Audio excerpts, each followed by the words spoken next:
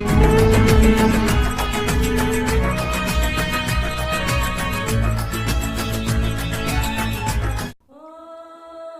بعد از مرگ.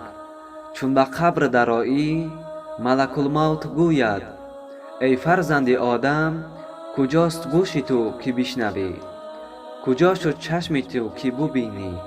زبانت کجا شد که زبان درازی کنی؟ مال و دارایی تو چی شد؟